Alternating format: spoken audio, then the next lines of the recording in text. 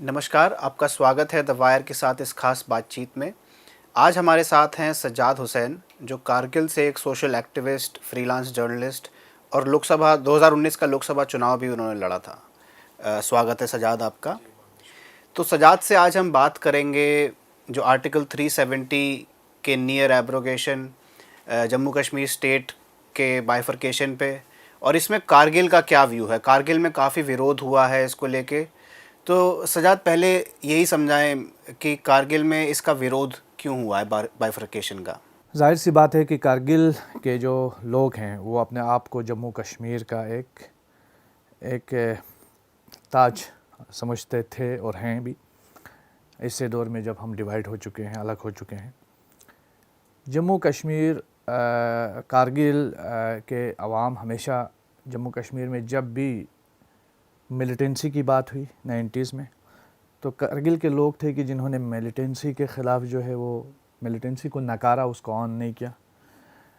जब बाइफरकेशन की बात की, ट्राइफरकेशन की बात की, तो कारगिल के लोगों ने कहा कि हम रिलीजन और लैंग्वेज के बेस पे जम्मू कश्मीर को डिवाइड करने के हक़ में नहीं हैं। Even home minister Rajnath Singh ji जब थे वो कारगिल आए थे, हमारे लेह में एक देरीना मांग रही यूनियन टेरिटरी को लेकर।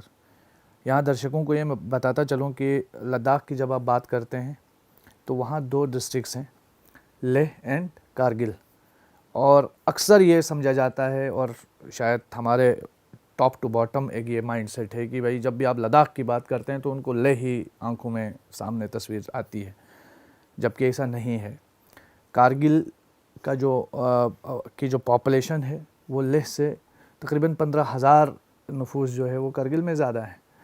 और ये जब भी बात होती है लद्दाख रीजन की, तो कारगिल लेह का जो मामला है वो हमेशा इस रीजनल सेंसिटिविटी है। काफ़ी लोग इस चीज़ को बारीकी से देखते हैं, ख़ासकर जो स्टेट में जो ब्यूरोक्रेट तबका है या फिर पॉलिटिकल तबका है वो इस चीज़ को देखता था। अब मैं ये बात करूँ कि हमारे लोग कभी भी इस डिवीज़न के हक़ में नहीं रहे, हमारे लोग कभी भी स्टेट को डिवाइड करने के हक़ में नहीं रहे।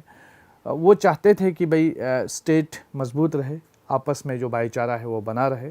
हाँ, ये अलबत्ता ज़रूर है कि रीजन के अंदर, जम्मू कश्मीर और लद्दाख के अंदर कभी हमारे वो फंड शेयर्स को लेकर के अख्तलाफात रहते थे।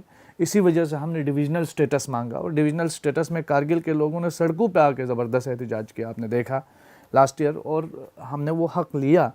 अब कोई जवाज़ नहीं था कि इस रियासत को तकसीम किया जाए, लेकिन अनफॉर्चुनेटली गवर्नमेंट ऑफ इंडिया ने हमारे विशेस के बरखिलाफ़ जाकर, हमारे जो ख्वाहिशात है उसके बरखिलाफ़ जाकर ये डिसीजन लिया है, जो बड़ा अनफॉर्चुनेट एक स्टेप है। मैं समझता हूँ कि ये हमारे लिए तारीख़ का एक सियाह तरीन हमारा बाप है। इसमें काफ़ी लोगों को ये डाउट होता है, जैसे लद्दाख में बहुत टाइम से 1949 से ये डिमांड रही है कि एक यूनियन टेरिटरी लद्दाख को बनाया जाए। तो इसमें क्या कारगिल शामिल नहीं था शुरू से, या बाद में कुछ इसमें मतभेद हुआ? कैसे ये फ़र्क क्या है, ये थोड़ा समझाइए। सबसे पहला फ़र्क ये है कि ये लद्दाख की डिमांड नहीं है, this was the demand of Leh, Ladakh नहीं। तो इसमें कारगिल शुरू से ही साथ में नहीं था? शुरू से ही साथ में नहीं था, और बल्कि कारगिल हमेशा से ही इसकी मुखालिफत करता रहा है। और जब आप लद्दाख की बात कर रहे हैं तो लद्दाख का जो pre-47 का जो मैप देखेंगे उसमें लेह और करगिल ही नहीं है। दैट ऑल्सो इंक्लूड्स बल्तिस्तान, जो इस वक्त पाकिस्तान के कब्ज़े में है, जो गिलगित बल्तिस्तान का इलाका है, बल्तिस्तान। और बल्तिस्तान और लद्दाख, लेह, कारगिल तीनों मिला करके ये पूरा एक लद्दाख वज़ारत थी। ठीक है सर। तो इस वक्त प्रॉब्लम ये है कि लोग ये अंडरस्टैंड नहीं कर पा रहे हैं कि जो यूटी की डिमांड थी वो लद्दाख में हुई, यानी पूरा लद्दाख इसमें इन्वॉल्व था। ऐसा बिल्कुल भी नहीं है। कारगिल के लोगों ने हमेशा state of Jammu and Kashmir के डिवीज़न की मुखालिफत की। क्यों?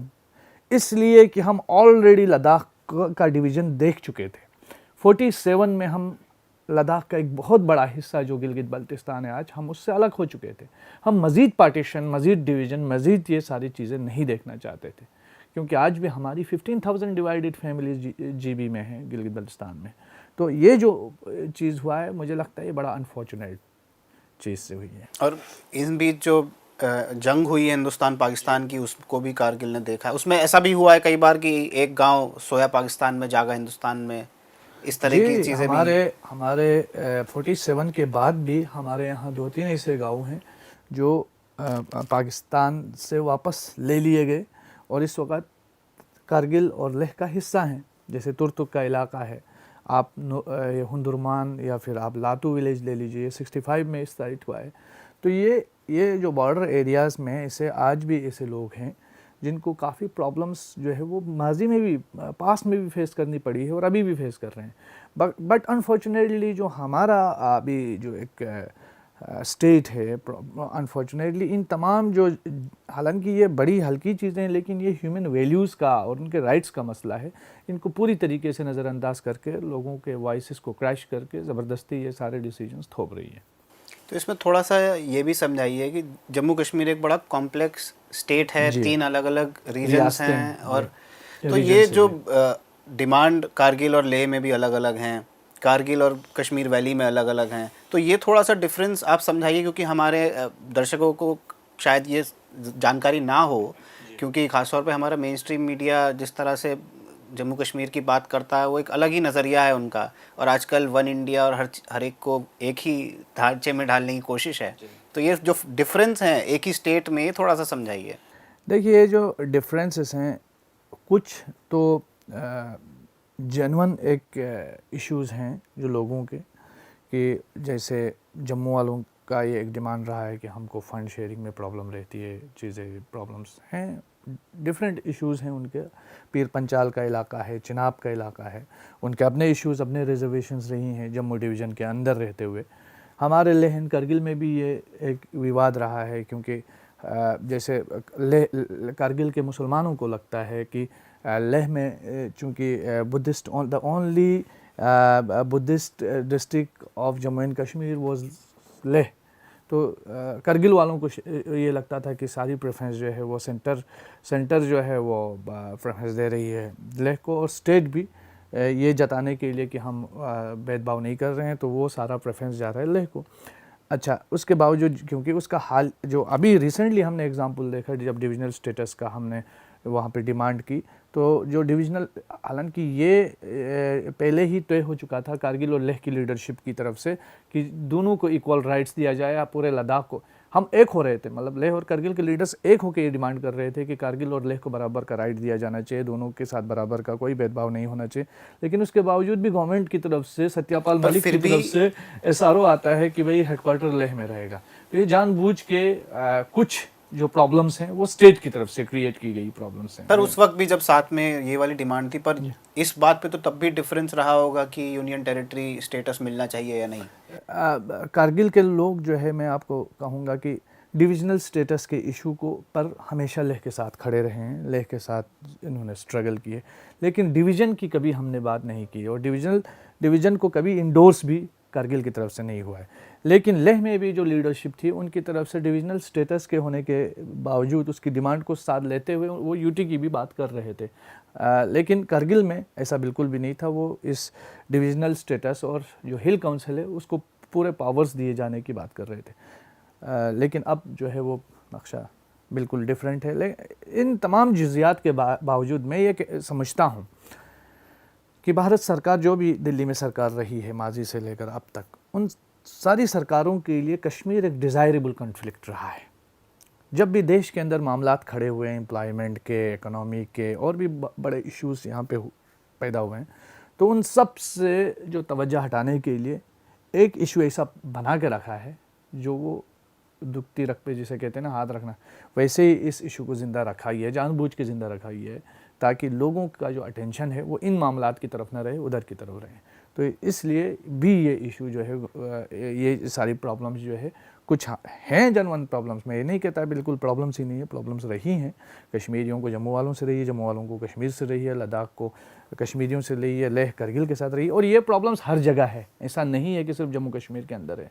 हरियाणा और चंडीगढ़ में भी होंगी, और ये पंजाब के बीच में भी रही होंगी। छोटी मोटी रोड को लेकर प्रॉब्लम्स रहती हैं, पानी को लेकर मुश्किलात रहती हैं, लेकिन ये जो जम्मू कश्मीर में बहुत सारी प्रॉब्लम्स हैं, ये जो बाहर से बनाई गई प्रॉब्लम्स काफ़ी हैं। तो इसमें ये इस बात पे भी थोड़ा बात कीजिए कि जो कश्मीर में डिमांड है, कश्मीर में काफ़ी बड़ी पॉपुलेशन, कश्मीर वैली में काफ़ी बड़ी पॉपुलेशन की ये डिमांड है, या तो आज़ादी या प्लेबिसाइड वाला जो इशू है, उसमें कारगिल का शुरू से क्या स्टैंड रहा है और वो क्यों फ़र्क रहा है? हाँ, मैं कहना चाहूँगा कि कारगिल के लोगों ने फ्रॉम द डे वन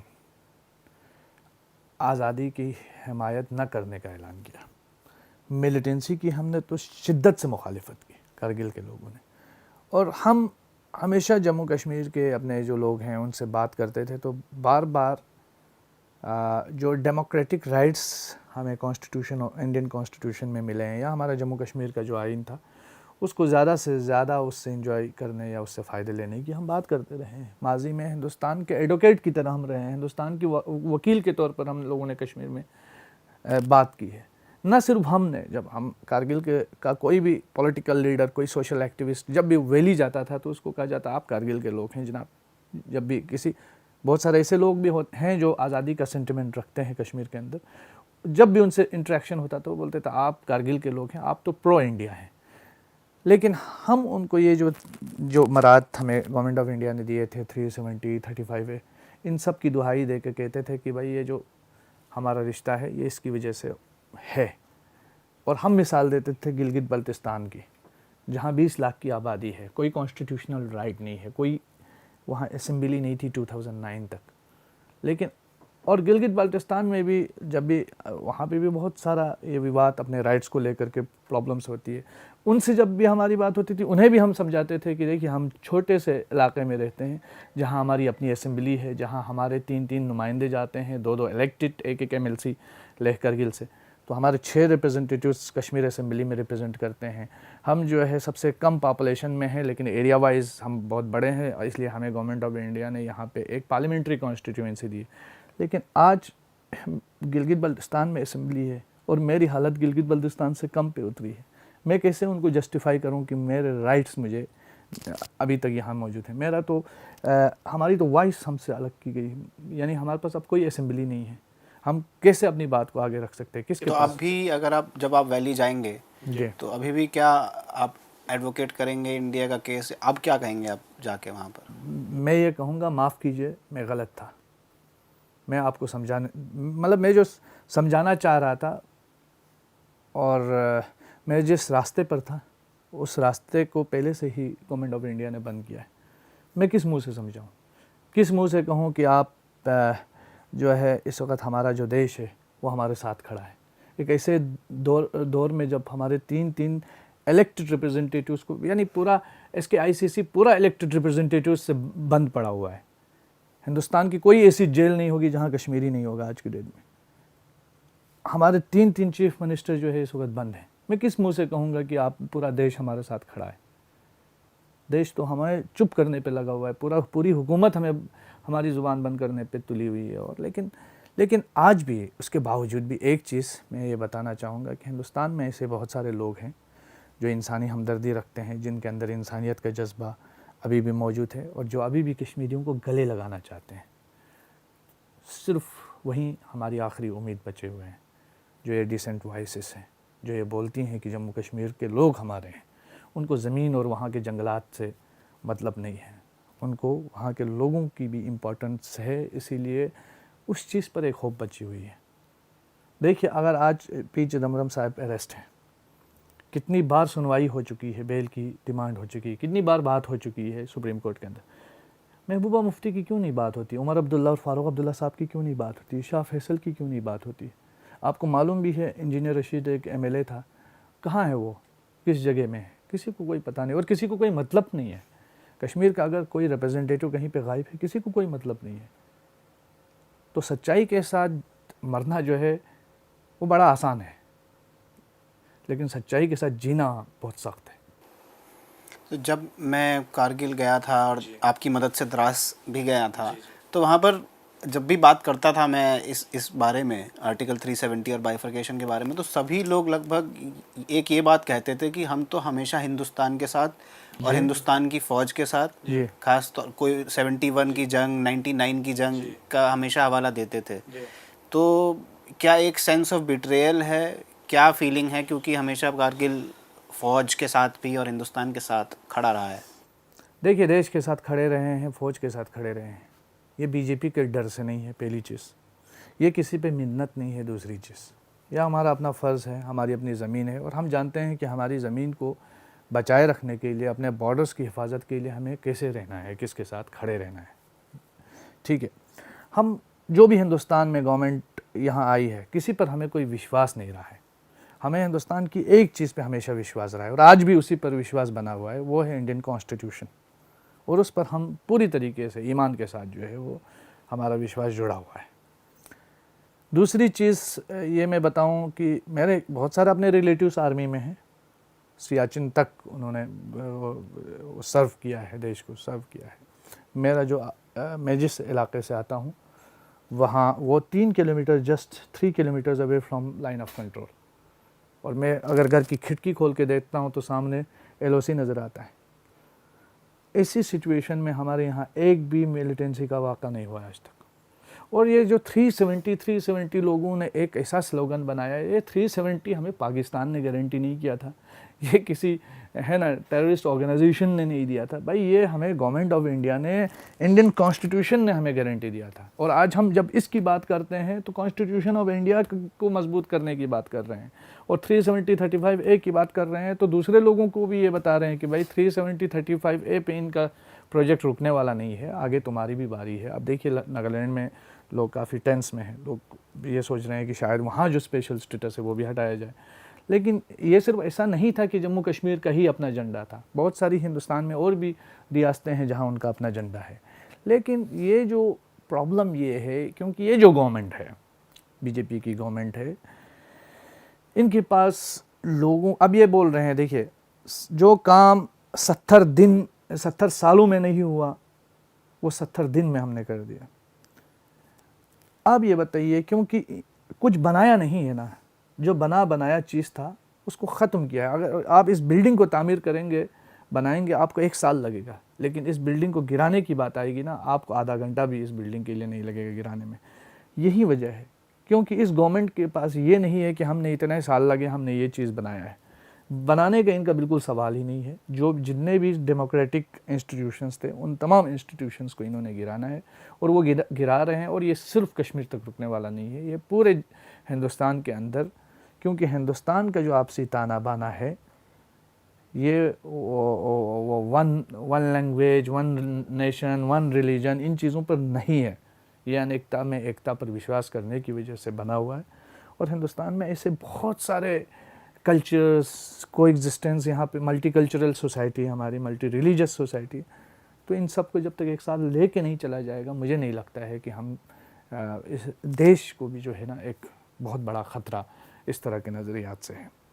तो ये वाली चीज़, इसका एग्जाम्पल एक, आप इसी जो आपका विरोध चल रहा है कारगिल में, उसी में कारगिल डिस्ट्रिक्ट में भी 2 पॉइंट्स ऑफ व्यू हैं, जैसे कारगिल और द्रास में कुछ फ़र्क डिमांड्स हैं, वो बताइए ज़रा क्या है और क्यों फ़र्क है। देखिए Dras very close to Kashmir valley.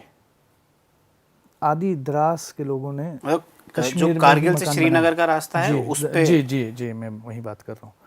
Kargil से लेह अगर आपको जाना पड़े, लेह पीछे मनाली की तरफ आप जाते हैं, वहाँ आपको कोई भी पेशेंट होता है, मान लीजिए कारगिल में कोई मरीज़ होता है, तो उसको आप श्रीनगर की तरफ लेते हैं, लेह की तरफ नहीं लेते। पहली चीज़, समर में पूरा लेह के से भी कोई पैसेंजर जाना हो तो वो उधर की तरफ नहीं जाता, मनाली की तरफ कि भाई हमें दिल्ली जाना है। वो जब भी आता है कश्मीर की ही तरफ जाता है, क्योंकि हमारे लिए ज़रा इजी रास्ता है, हमारे नेचुरल रूट्स हैं, हमारा एक नेचुरल रिलेशनशिप है। ये सिर्फ हिंदू मुसलमान और बुद्धिस्ट वाला रिलेशनशिप नहीं है, ये बुनियाद का हमारी एक संस्कृति उस रीजन की रही है, उसका एक हिस्सा है।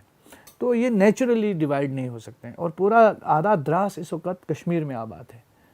पहले हमारे अपने, क्योंकि हमारा पॉलिटिकल इन्फ्लुएंस रहता था, हमारे एडमिनिस्ट्रेशन में इन्फ्लुएंस रहता था लोगों का, हमारे लीडर्स का, तो कश्मीर में कोई मरीज़ अगर पेशेंट अगर जाता था वहाँ, कम से कम भाई आप फ़ोन करते थे कारगिल से आया है, तो वो कम से कम उसको जगह मिल जाती थी, दूर से आया है, ये चीज़ें हैं। अब वो एक अलग यूनिट बन चुका है। मैं समझता हूँ गवर्नमेंट ऑफ इंडिया सिर्फ एक टीम बनाए कि जोजिला में, जो जोजिला पास में सोनामर्ग और करगिल के बीच में ये जो रास्ता खुलने और बंद होने के पीरियड में जो प्रॉब्लम्स होती हैं लोगों को, जो पॉलिटिक्स होती है उस पूरे इलाके में इन चीज़ों को लेकर, ये खुद अपने आप में एक बहुत बड़ा अजाब है।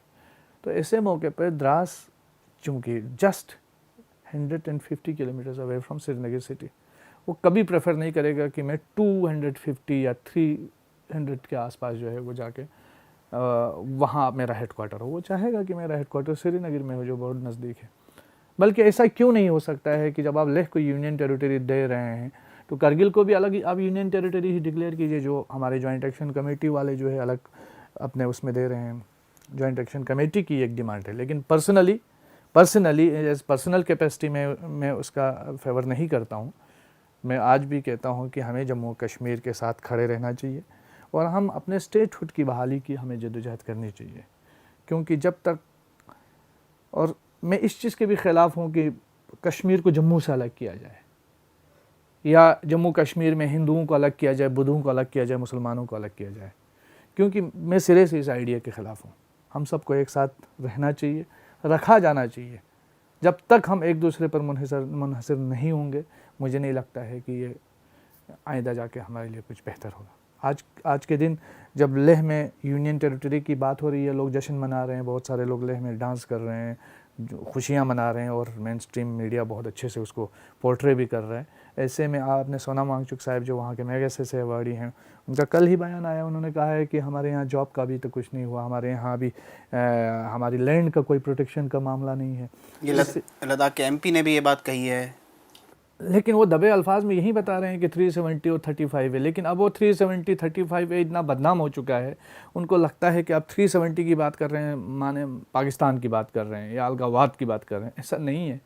आप दबे लफ्ज़ों में फिर वही चीज़ डिमांड कर रहे हैं कि हमारा लैंड प्रोटेक्शन चाहिए, हमारा जॉब प्रोटेक्शन चाहिए, हमें रिजर्व सीट्स चाहिए। जो 370 और 35 आपको दे रहा था, तो आपको दोबारा वही चाहिए? नहीं, बस उसका नाम कुछ और होना चाहिए। नाम कुछ और होना चाहिए। आप कुछ लोग कुछ लोगों ने कहा भी है 371 चाहिए हमको।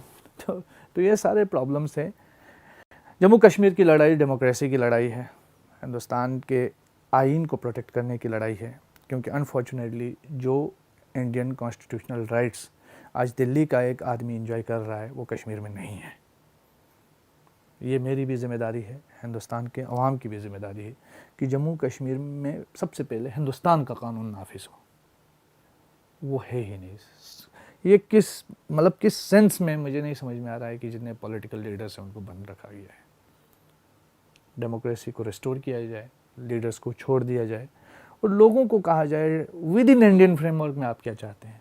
जिस तरह नरसिम्हा राव ने कहा था कि भाई सिक्का इज़ द लिमिट, लेकिन उसकी बात करना बड़ा ज़रूरी है। तो आपको कारगिल के कॉन्टेक्स्ट में क्या लगता है कि ये इशू कैसे रिजॉल्व हो सकता है?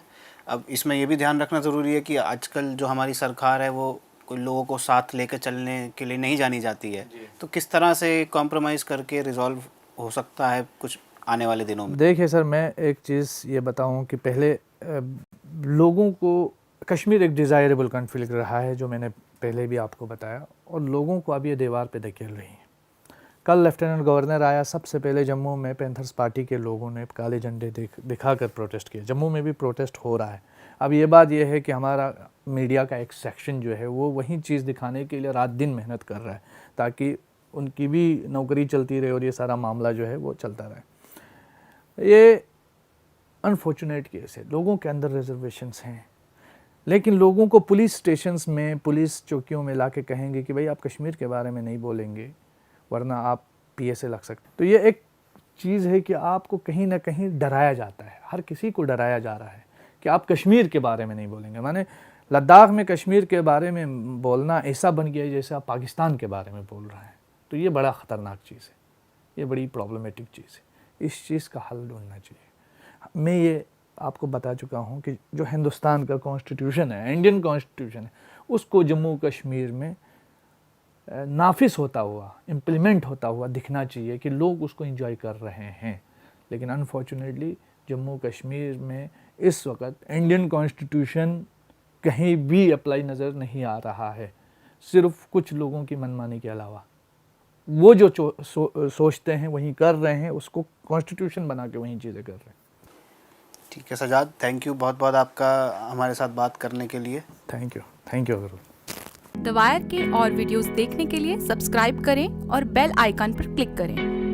स्वतंत्र पत्रकारिता की आर्थिक मदद करने के लिए डिस्क्रिप्शन में दिए गए लिंक पर जाएं और अपनी राशि चुनें।